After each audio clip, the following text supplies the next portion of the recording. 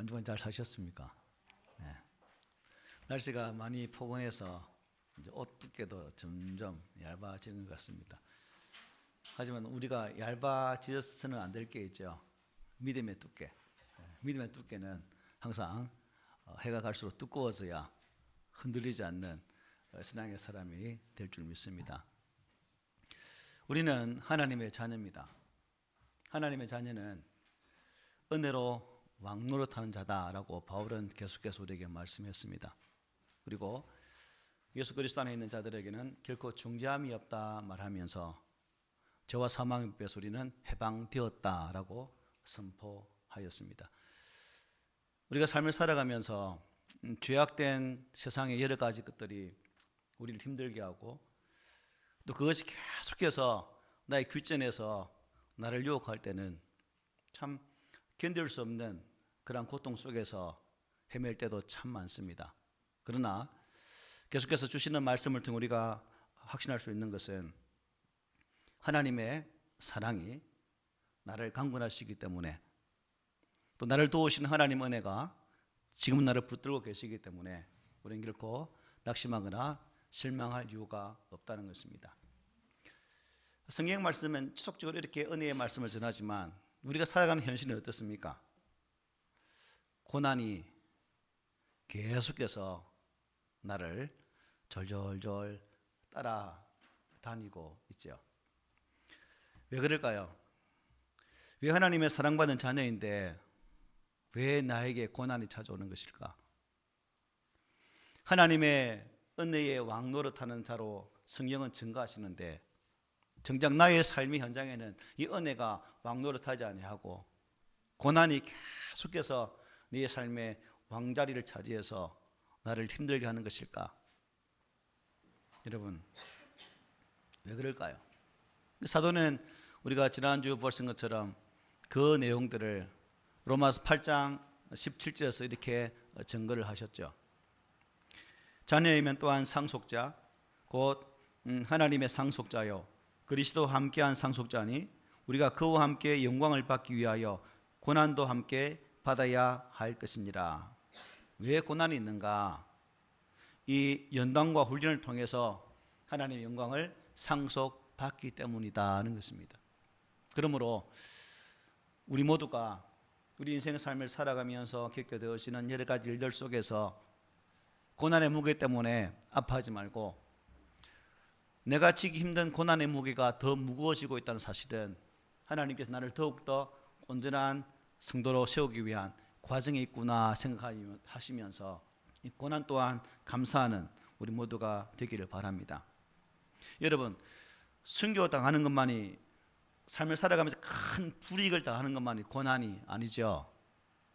우리는 작게는 잠 못 자고 주일 아침 일찍 주일학 가르치기 교사로 나와서 봉사하는 것도 어찌 보면 힘든 거죠.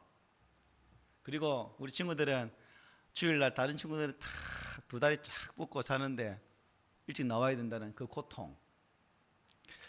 목사님의 작은 눈초리가 저놈 게임하지 않나 쫙 살피면서 게임하다가 아당치는 것도 어찌 보면 내가 있는 삶의 작은 고통이기도 할 수도 있겠죠. 그리고 우리 성도들은 또 제가 이것저것 잔소리는 크게 안 하지만 간혹 가다가 가슴을 휘어파는 아주 칼날 같은 말을 한마디 탁 던지면 저놈 목사가 왜 또 나를 힘들게 할까? 그것도 어찌 보면 고난이라고도 할 수 있겠죠. 고난의 크기가 죽어야 고난이 아니라 신앙을 유지하면서 믿음의 삶을 살아가면서 예수님 때문에 그리스도 때문에 받는 고난이라면 그것 또한 고난이라고도 볼 수 있는 거죠. 그래서 이것은 저는 여러분이 고난받고 있다 생각하면 예수님 때문에 예수 믿는 것 때문에 고난받고 있다라고 생각하신다면 이것이 예수 믿는 자의 특권이구나 라고 생각해 주십시오. 고난이 무엇이라? 예수 안에 있는 나고 내가 받는 특권이다. 특권도 여러분 그러면 특권이라면 특권은 어떻게 될까요? 누려야 되죠. 고난도 누리십시오. 누리다 보면 그 고난의 파고를 탈주하는 윈드서핑처럼 그렇게 쉽게 잘 넘어가지 않을까요? 그런 은혜가 우리 가운데 있기를 바랍니다. 자, 그러면 여러분, 자, 성경은 이렇게 말씀하죠. 어떻게 하면 고난을 이길 수 있을까? 어떻게 하면? 오늘 본문 18절입니다. 우리 함께 읽어볼게요. 시작. 생각하건대 현재의 고난은 장차 우리에게 나타날 영광과 비교할 수 없도다. 아멘. 우리는 구원의 서정 가운데 있습니다. 즉 구원을 이루기까지의 신앙의 삶을 살고 있다는 거죠.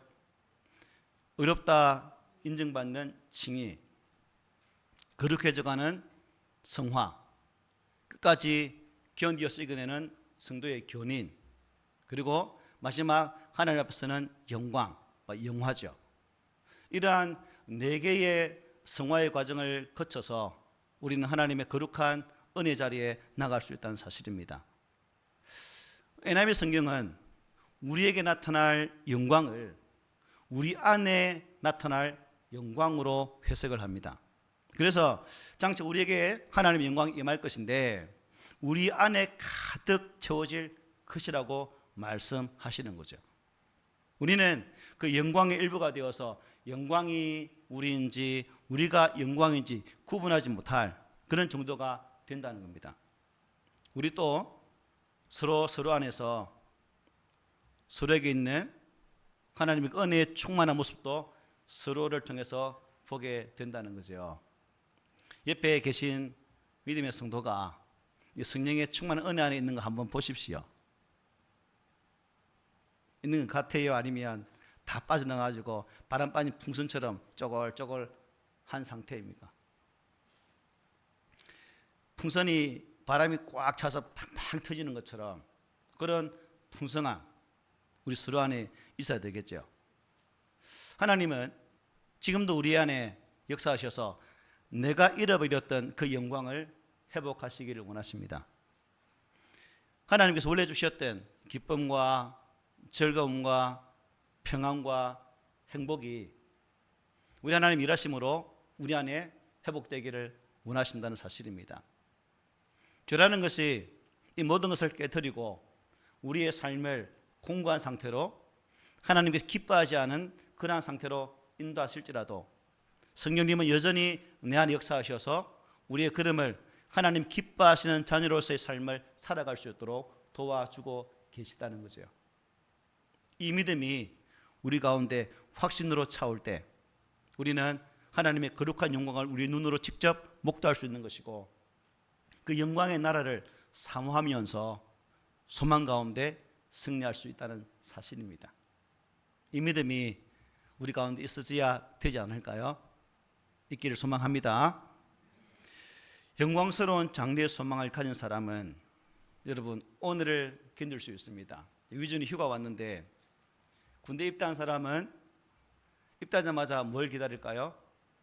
제대의 날을 손꼽아 기다립니다. 제대의 날이 없다면 국방부 시기가 안 돌아간다면 그 날이 오지 않는다면 어떻게 입대할 수 있겠습니까? 마찬가지죠. 환난과 시험을 견딜 수 있고 넉넉히 이길 수 있는 것은 그 영광의 날, 그 날이 우리에게 점차 다가오고 있기 때문이죠. 여러분, 그러한 소망의 은혜를 기대하시며 살고 계십니까? 그 소망이 항상 새록새록 이렇게 피어나고 계십니까? 이제 봄 기운이 살살 이렇게 오는데 나무 잎이 보니까 몽골이가 져가더라고요. 그렇게 우리의 소망이 점점점 자라나고 있는 것을 느끼십니까? 그러므로 여러분 오늘 당하는 환난과 시험을 고생이라고 여기지 마세요. 주어진 것이니까 어쩔 수 없이 견디는 것이라 생각하지 마시고 오히려 아까 말씀드린 것처럼 특권으로 여기면서 즐기는 우리 모든 성도들이 되시기를 소망합니다. 오늘 성령 안에서 나에게 주어질 영광을 바라볼 수 있는 그 은혜, 소망할 수 있는 그 은혜가 우리 가운데 있기를 소망합니다. 그리고 그것을 통해서 오늘 나에게 주어진 이 환난과 시험을 참고 견딜 수 있을 뿐 아니라 오히려 누릴 수 있는 그리고 하나님 거룩한 은혜의 자리까지 나갈 수 있는 그런 우리 모두가 되시기를 소망합니다.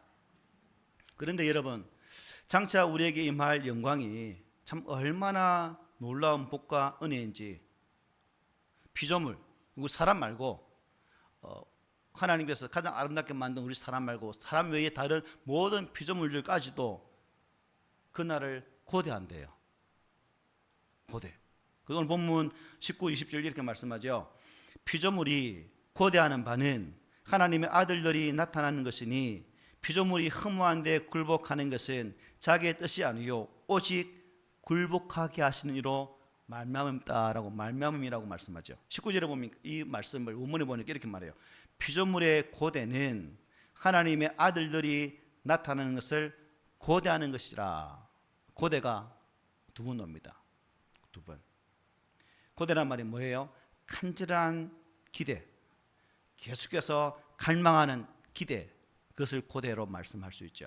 그러니까 피조물들은 인간이 하나님께서 처음에 허락하셨던 그 영광을 회복할 날을 목이 빠지라 기다리고 있다는 거예요. 누가? 이 땅의 모든 피조물들이, 저와 여러분들이 온전히 회복되기를 기다리고 있다는 겁니다. 여기 본문에 하나님의 아들들이란 누굴 말할까요? 우리 사람들을 가리켜요. 하나님의 아들들이 나타나는 것은 사람들이 다시 하나님의 아들들답게 변화되어진 삶을 살아가는 그날을 의미합니다. 하나님의 온전한 영광을 드러내는 그러한 삶을 의미한다는 거죠. 피조물이 하나님의 아들들이 나타나는 것을 고대한다는 것은 무슨 의미일까요? 이 피조물들이 탄식하고 고통 가운데 있다는 증거입니다. 인간이 죄를 범함을 통해서 하나님과 사람, 사람과 사람, 사람과 자연의 관계가 완전히 파괴되고 말았습니다. 이 파괴는 인간만이 가져온 고통이 아니라 자연 모든 피조물에게도 큰 고통을 가지고 왔다는 거죠. 지금 그 피조물들이 고대하는 바가 바로 이거죠. 인간으로 말미암아 끼어진 탄식 가운데 고난 가운데 머물 수밖에 없는 그 상황이지만 이제 하나님의 사람들이 사람답게 하나님 영광을 회복할 때에 그 회복의 은혜가 피조물들에게 임하기 때문에 그날을 피조물들도 고대하고 있다는 것입니다. 그런데 피조물들이, 여러분, 또 우리 사람들이 재구실을 하고 있습니까? 모든 것들이 깨어진 상태에서 살다 보니까 오늘 본문에 보니까 허무한데 굴복하게 되었다라고 말씀해요. 허무한데 굴복하게 되었다. 피조물이 허무한데 굴복한다는 것은 피조물이 하나님께 창조하실 그때의 그 본래의 목적들을 어떻게 해요? 상실하였다 하는 것입니다. 본래의 목적을 실현하지 못하고 있다는 것입니다. 자, 그러면 하나님께서 이 피조물들을 창조하신 목적이 뭘까요? 우리 사람 외에 이 땅에 존재하는 모든 피조물들의 존재 목적이 뭐예요? 우리 사람을 유익하게 하고 사람을 행복하기 위한 모든 것들이 피조물이에요. 그런데 여러분도 삶을 살아가면서 느끼겠지만 지금의 피조물들이 나를 행복하게 하는가요? 논밭을 농사 짓는 사람들은 이 피조물 때문에 고통스럽죠. 잡초와 싸워야 되고 벌레와 싸워야 되고 약을 쳐야 되고 약 때문에 중독되기도 하고 이런 모든 관계의 끼어짐이 사람이 그렇지 못하기 때문에 그렇게 되었다는 겁니다. 그렇기 때문에 이 피조물들도 창조의 목적대로 쓰임받지 못하기 때문에 탄식하면서 아파하고 있다는 사실입니다. 피조물이 사람에게 유익하고 사람의 삶을 보다 행복하게 하지 못하는 것은, 그런데 중요한 게 이것 또한 피조물 자신들의 뜻이 아니라는 거예요. 누구의 뜻입니까? 20절에 보면 말씀하고 있었죠. 피조물이 허무한 데 굴복하는 것은 자기의 뜻이 아니요 오직 굴복하게 하시는 이로 말미암은 것이다. 즉 하나님께서 그렇게 하셨다 하는 것입니다. 사람이 하나님 앞에 죄를 지어서 하나님의 아들들의 자격을 잃어버렸기 때문에 하나님께서 그들에게 베푸시는 행복을 누릴 수 없게 되었고, 하나님께서 이 피조물 또한 사람과 같이 행복하지 못한 상태에 처하게 하셨다는 것입니다. 사람 때문에 다른 모든 피조물들이 힘들게 되었다는 거죠. 사람의 죄가 이리 큽니다. 하나님의 영광 가운데서 정말 자유롭게 영원히 복된 삶을 살아야 할 사람이 썩어짐의 종노릇한 데 머물러 있으니까 피조물들 또한 덩달아서 썩어짐의 종노릇 삶을 살고 있다는 겁니다. 그래서 피조물들은 사람들이 하나님의 자녀들의 그 영광의 자유에 이르는 그날을 바라보면서 그렇게 함께 썩어짐의 종노릇한 데서 해방되기를 간절히 기다리고 있다는 거예요. 그 말씀이 어디에 있습니까? 21절에 말씀하고 있죠. 우리 함께 읽어볼까요? 시작. 그 바라는 것은 피조물도 썩어짐의 종노릇한 데서 해방되어 하나님의 자녀들의 영광의 자유에 이르는 것이니라. 아멘. 현대 성경이 이렇게 해석합니다. 이 말 좀 어려우니까. 그래서 그것들도 썩어질 것의 종살이에서 벗어나 하나님의 아들들이 누리는 영광스러운 자유를 누리게 하려는 것입니다 라고 해석합니다. 사람은 자기가 가지고 있는 삼중관계를 잘 깨달아야 됩니다. 아까 말씀드렸죠. 하나님과의 관계, 사람과의 관계, 피조물과의 관계입니다. 믿음의 사람은 이 관계를 더 잘 알아야 됩니다. 우리의 믿음이 더 온전한 믿음으로 나가기 위해서는 이 관계를 잘 깨닫게 되어질 때에 나의 현실을 알게 되고 그 알미 온전한 믿음의 사람으로 살아갈 수 있도록 인도하게 된다는 것입니다. 참 믿음을 가지고 피조물을 볼 때 비로소 우리는 우리 사람들로 인해서 피조물들이 탄식하고 있고 고통을 받고 있구나 하는 것을 깨닫게 된다는 거죠. 22절에 보면 사도 바울이 말하는 것은 바로 이것입니다. 피조물이 다 이제까지 함께 탄식하며 함께 고통을 겪고 있는 것을 우리가 아느니라. 하나님과의 관계가 잘못되면 반드시 사람들 사이의 관계도 잘못되는 것이고 또 사람과 피조물의 관계도 잘못되게 되어 있다는 거예요. 피조물이 사람과 불완전한 관계에서 정말 조화롭고 평화로운 관계를 바뀌기 위해서는 사람이 먼저 누구와의 관계가 회복된다는 하나님과의 관계가 회복되어서야 된다는 것입니다.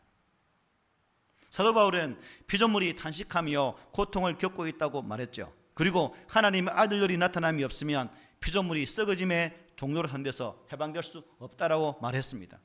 그 탄식과 고통이 그칠 수 없음을 분명하게 말하고 있고 또한 그것을 우리에게 증가하고 있습니다. 그러므로 피조물과 사람 사이의 평화는 사람과 하나님과의 사이의 평화가 이루어질 때 가능하게 된다는 겁니다. 저는 이 말씀을 묵상하면서 우리가 살아가는 삶의 자리, 정치, 경제, 사회, 문화, 온 생태계가 많은 사람들이 온전한 관계를 회복해서 잘 나아가기를 원하는 바는 똑같아요.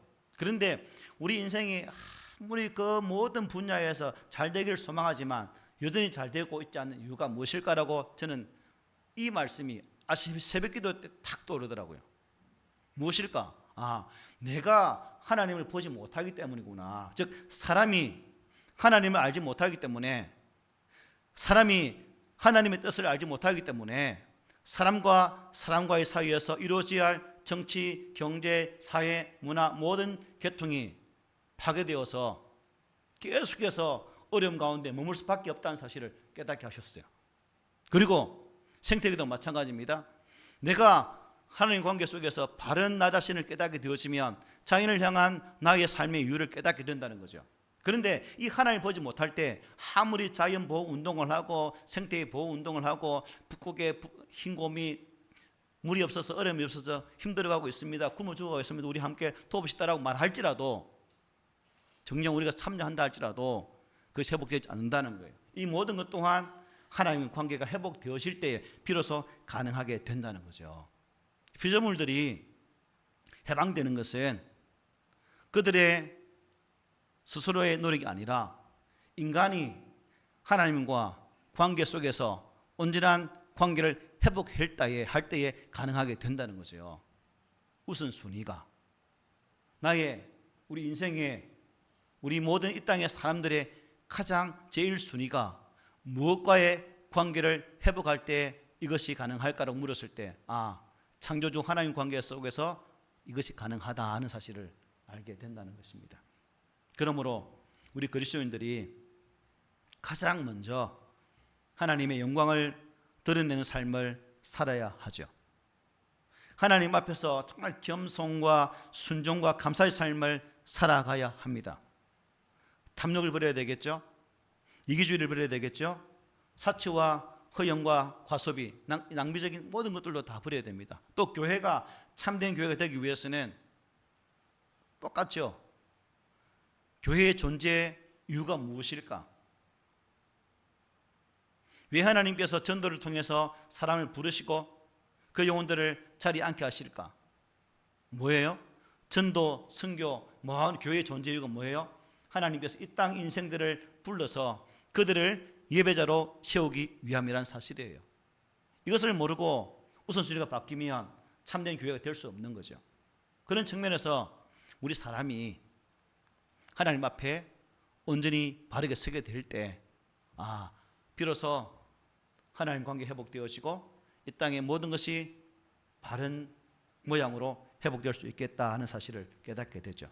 그러므로 함께 살아야 할 이 땅, 그리고 우리 주변의 많은 사람들을 생각하면서 이 세상을 물려받을 이제 후세들을 생각하면서 우리는 우리의 삶의 자리에서 행동을 해야 됩니다.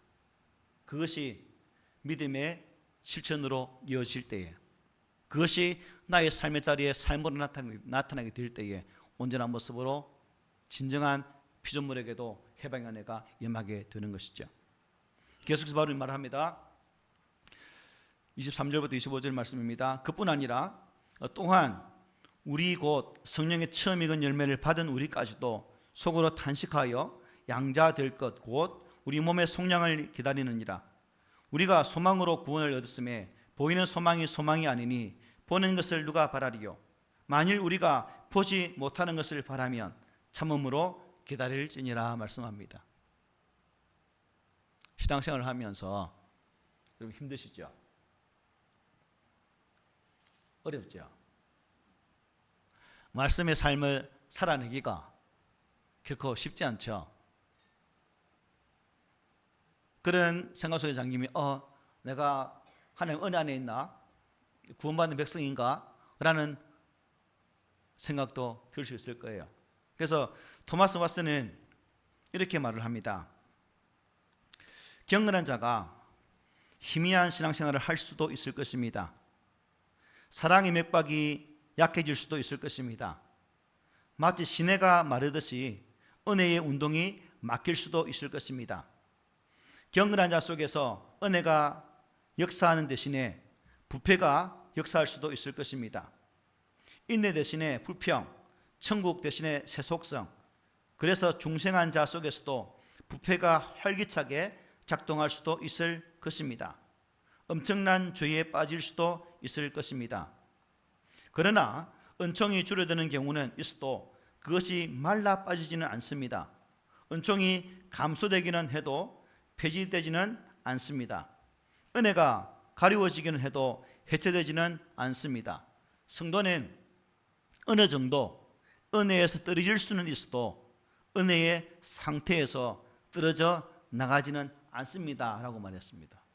아무리 힘들고 어렵고 고난스러운 과정이 있다 할지라도 우리는 결코 하나님 은혜에서 떨어질 수 없다라고 말을 했다는 거죠. 믿습니까?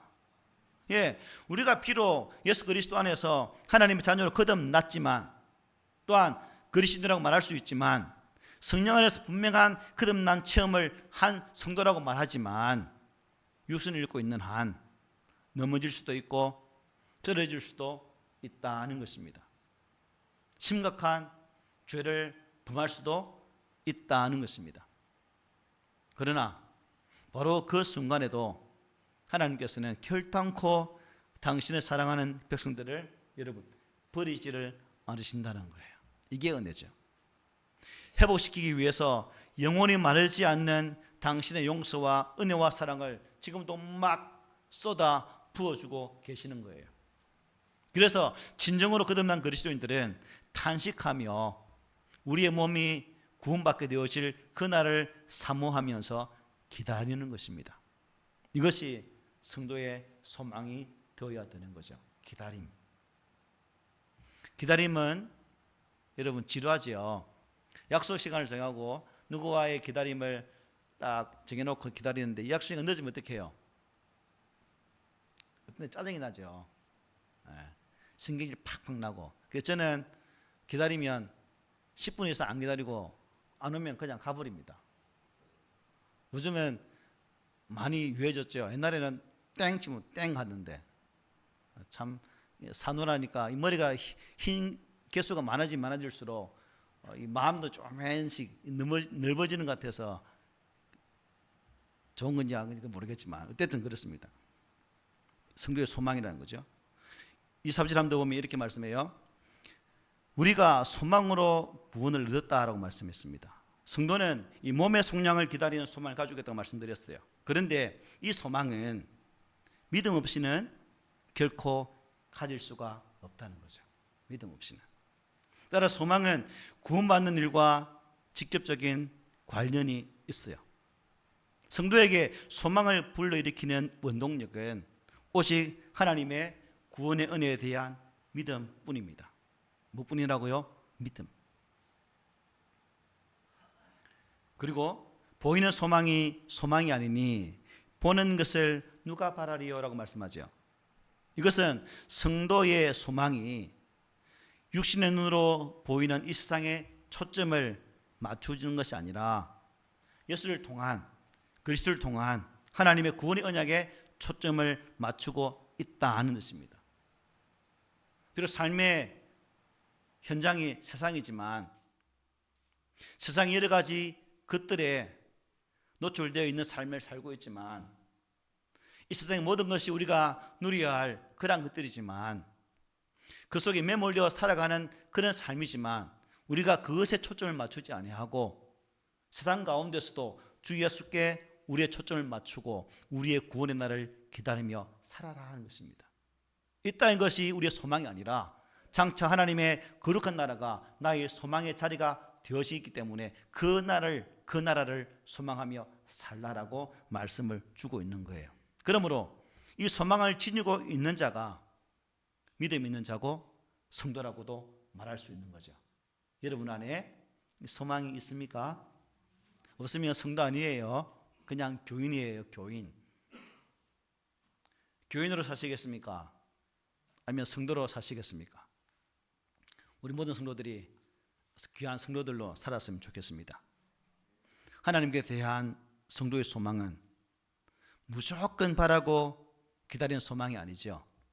그것은 이미 자신은 구원을 얻었고 하나님 자녀가 되었고 장차 완전한 구원을 보장받는 자라는 그 확신을 가지고 사는 소망이 진정한 참된 소망이라는 것입니다. 그러므로 완전한 구원에 대한 소망을 삶의 자리에서 최고의 가치로 삼고 살아가는 우리 꿈의 능교 성도들이 되시기를 바랍니다. 그럼에도 우리 주변에는 이 땅에서 보이는 것에 대한 소망에 집착하는 사람들이 참 많습니다. 물질에 대한 소망이 있죠. 부귀, 공명에 대한 소망도 있습니다. 땅의 영광과 권세에 대한 소망도 가지고 살아가고 있습니다. 부인할 수 없는 사실이죠. 이런 사람들은 마치 얼굴 없는 유령 같은 언제나 믿음을 지닌 사람이라고 볼 수가 없어요. 하늘에 대한 소망이 없이 이 땅의 것에 집착하는 사람은 결코 하나님께 대한 믿음이 없다는 것을 나타내고 있는 것입니다. 그러므로 성도들은 하늘 영광에 대한 소망을 지니고 살아야 하는 거예요. 주님은 이 소망을 지닌 성도만을 믿음의 참 얼굴을 가진 성도로 인정하는 것입니다. 지금 얼굴을 가지고 있죠. 보이는 얼굴이 진짜 얼굴이 아니라는 거예요. 여러분, 화장해서 포장하고 가리는 것이 내 얼굴이 아니라는 겁니다. 하나님께서 하나님에 대한 소망을 가지고 살아가는 그 소망의 얼굴을 참된 얼굴로 보고 있다는 사실입니다. 25절에서 뭐라 말씀했습니까? 만일 우리가 보지 못하는 것을 바라면 참음으로 기다릴지니라 말씀했습니다. 우리 인생은 기다림의 연속이죠. 기다리지 않고 되는 일 있습니까, 여러분? 아무것도 없어요. 식당에 가도 메뉴를 주문하면 바로 나옵니까? 기다려야 나옵니다. 우리 아이가 커가는 과정도 성인 되기까지 기다림의 과정을 거쳐야 성인이 됩니다. 학업도 마찬가지죠. 취업도 마찬가지입니다. 시험을 치고 합격자 명단에 들어가야 비로소 직장인이 될 수 있는 거죠. 차를 타는 것도 뭐예요? 그냥 가면 탑니까? 그도 기다려야 탈 수가 있습니다.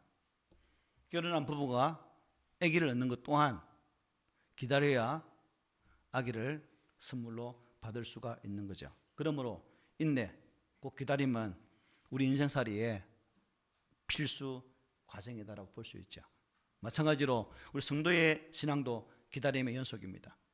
하나님께 간구한 내용도 기다려 응답받을 수 있죠.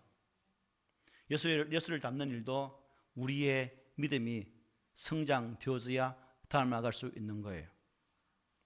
예수님의 재림도 주님 오십시오, 마라나타, 내가 기다리고 있으면 옵니까? 아니에요. 주님의 때까지 기다려야 그 재림의 날이 우리에게 다가올 수 있다는 사실입니다. 기다림은 나의 믿음을 유지시켜주는 신앙의 기반이라고도 볼 수가 있습니다. 이 기다림이 무너지면 모든 신앙은 다 무너지게 되어 있습니다.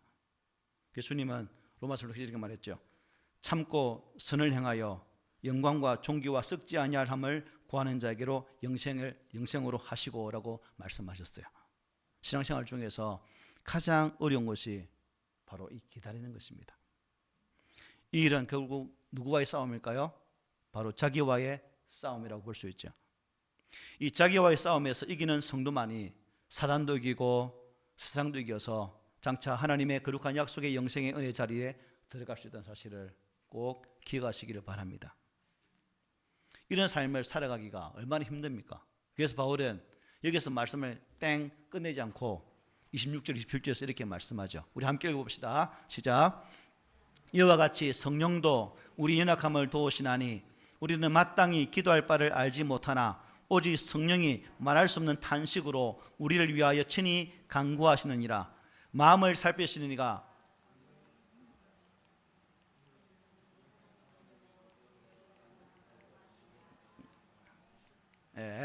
잘 하시네요. 안 보아도 다 읽으시네. 아이고, 능력이 좋아하시라. 나는 안 보니까 못 읽잖아요.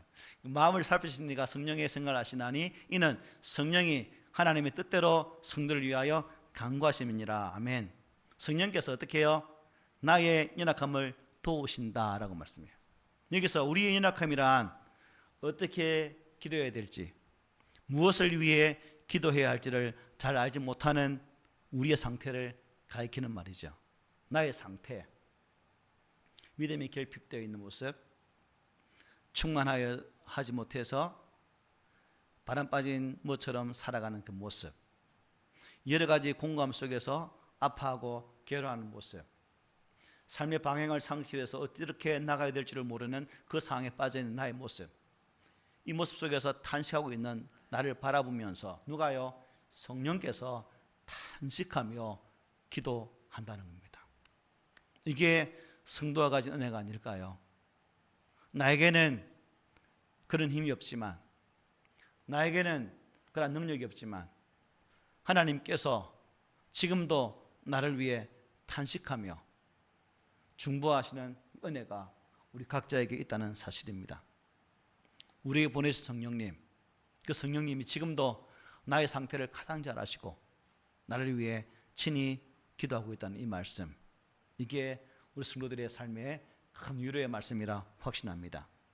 여러분, 우리보다 더 심한 탄식과 함께 친히 간구해 주시는 그 성령님을 믿으십니까? 나를 위해 하나님의 양자로 보정해 주신 그것으로 끝나지 않고 끝까지 하나님의 자리에 서기까지 나를 도우시는 분이 계시다는 사실을 믿으십니까?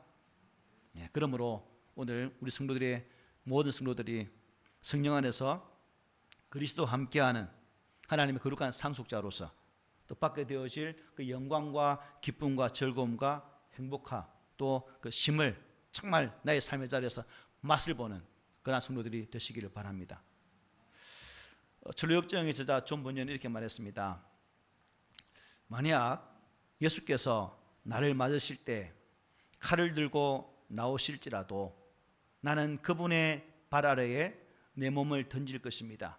왜냐하면 그분만이 나의 최후의 희망이기 때문입니다. 라고 말했습니다. 누가 희망이라고요? 예수 그리스도. 그렇습니다. 오늘 본문에 18절에 보니까 생각하건대라고 말씀하고 있죠. 헤아린다, 판단한다는 뜻이 담겨 있습니다. 고난과 영웅 가운데서 어떤 것이 더 큰 것인지 계산해 보라는 것이죠. 현재 내가 당하는 고난은 장차 얻게 되어질 영광에 비하면 아무것도 아니라는 사실입니다.